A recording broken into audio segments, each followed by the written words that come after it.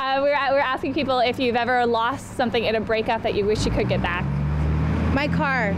They were items. They were sentimental items. Like, I remember some dishware. Not big things. I was lucky. I never, shared assets with anybody. My passport. My dog. No, I haven't. Wow. Honestly. Just feelings, you deal with things, so you get over it. My liquor commission card, pretty much my ID, so that was trouble getting it back, I guess. How about your dignity sometimes? It happens. I got away clean on my own. Okay, so we've all lost things in breakups. Every one of us, some bigger, some smaller, as we just saw. Some people lose their dignity. I think that would be a common answer. Yeah. Yeah. It slips. But yeah, I mean, Mitchell, you're the youngest in the group. Have you been around long enough to have lost something? I wouldn't say anything material, really. Actually, it's interesting. I was out on a shoot the other day with Tanner, and my ex happened to drive by and stop by and said hi. It was the first time I had seen her in about a year and a half or whatever. So it was kind of just like, hey, how's it going? Blah, blah, blah. And then, she drove off and everything. But it was, and I mean, I really can't think of anything. Did you check materialize? I did, actually, and it was just as empty as usual. Okay. But no, I can't. I mean, in terms of anything material, I can't think of anything. I mean, maybe, because of just the way that I was at that time, I was still younger. Maybe, I lost connection with a few friends and whatnot just because she was friends with a lot of different people. But anyways, that's about it. He read Anne of Green Gables, so. It was assigned. Well, I mean, I've definitely, I should have gone through, followed through on some things. In one breakup in particular, he broke up with me over the phone. And he wasn't even in town, and I had the key to his apartment. Nice. So there was this really big part of me that wanted to steal his kayak. I just thought that would be really funny. I was gonna ride down the stairs in it. It was gonna be great. Right? It was all in my brain. But yeah, I mean, the reason that we're talking about this is because some common law things have changed in BC. They've just nailed down by saying that 2 years once you live together, you are in common law, which means that whatever happens in those 2 years, you get half of whatever that person owns. Wow. You get half their property. Crazy. And anything that you've accumulated or it's in your name before those 2 years, it's still yours. But in those 2 years that you've been together, is there a workaround? half. Can you sign a prenup for common law? So you can. Yeah, you can. I mean, you can protect yourself legally, but how many of us actually know I don't think most what we people would know. lose? Anytime you bring up the idea of common law, there's a discussion. Oh, I think it's 6 months. No, it's a year. No, it's nobody knows. And that's interesting too, because federally it's a year, but provincially in BC, obviously it's 2 years now. Or it was at one point. I used to work at the tax center, so it was cohabitating for 1 year without any periods of not cohabitating. So you knew right at 364 days with this girl, you left. The next day is the big day. Yeah, for sure. You gotta go. Yes. To throw some rose petals on the ground. Yeah. Well, in Manitoba, legislation says 3 years. Okay. Wow. In 2003, and at first, I mean, there's some good protection in there because. In some aspects, if you were to die, for example, if you weren't protected by these laws, you might be in a relationship for 10 years with someone and you share everything, and then all of a sudden you have that partner has no access to anything that you had together because you weren't married, right? So that does protect you. And in particular, that's an issue with same-sex couples. That there's many stories that come out about, a loving, committed couple that have been together for a decade or more, and then one of them passes away, and then this person who was closer to them than anybody in life has no say, nothing, and it's just kind of shuffled out of the room. Not only do they have their grief, they lose. It's terrible. It's awful.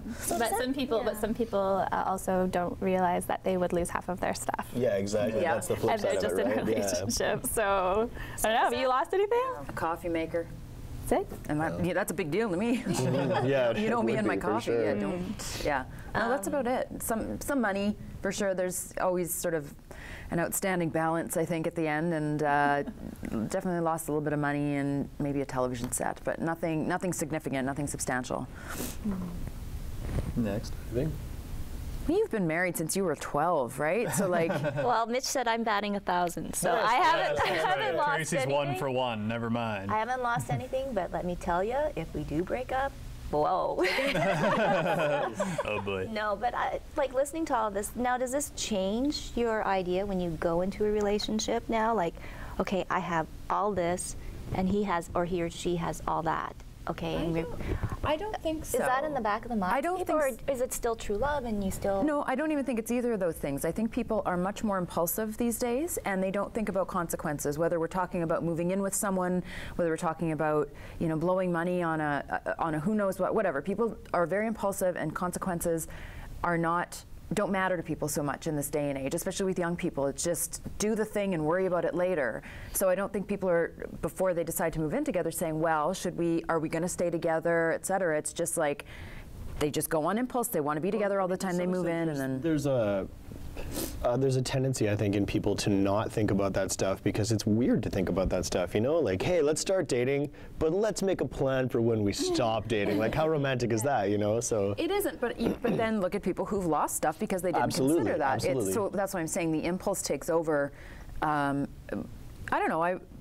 I can think of a time not terribly long ago when moving in together was a big deal. Like moving, and now everybody lives with their partner. Like that's just what you do now. It's not a big deal. So I think it's because rent went up. That's why. Well, I do feel that once people get burned, though, that they are a little bit more cautious. I think it's a little different if you have kids also. Yes. I mean, I know, like, I own a house, I have a car, and I've got 2 kids, and yeah, I think I'd be a lot more careful.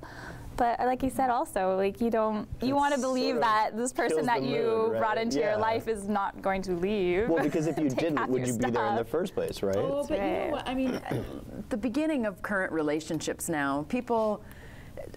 It's different than it ever was, and people are in love instantly after texting for 3 days and have never actually been out on a date together. And I think that we have really changed the parameters of relationships, and so yeah, maybe it's not very romantic, but to say let's talk about this and would you want to? But people make a lot more bad choices these days because you are able to because of technology, and there's people who've never met corresponding on computers, and maybe you've never even seen a real picture of that person or don't even know who that real person is. You're in love, you're gonna throw everything away to move to be with them, and like that's where I think, yeah, maybe it's not romantic, but it's not the same as it used to be, right? So in that sense, I think you got to blow romance out the water and have that discussion because you don't know what you're getting into in a lot of cases now. That's true. Yeah. The biggest thing I lost in a relationship was, and this was really tough for me because it wasn't anything material per se. It was 2 Italian cats. How do you know they were Italian? Their names were Vito and Maria. Oh, okay. Like obviously, I'm pretty sure Vito was in the mob. Gold chains, yeah. And that was tough, but it didn't stop me from getting cats again.